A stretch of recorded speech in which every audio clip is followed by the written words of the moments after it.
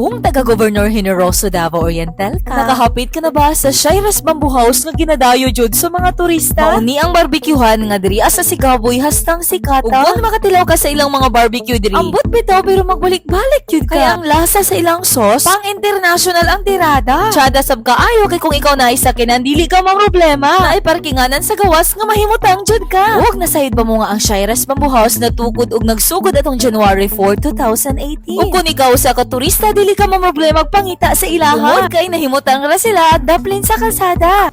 Nami tuna belly, isaw, native chicken, liempo, pork laman, chorizo, hot dogs, and patikulo, native. Mga sweets, napon may mga sweets. Always may na mango float, leche flan, and naghan pa.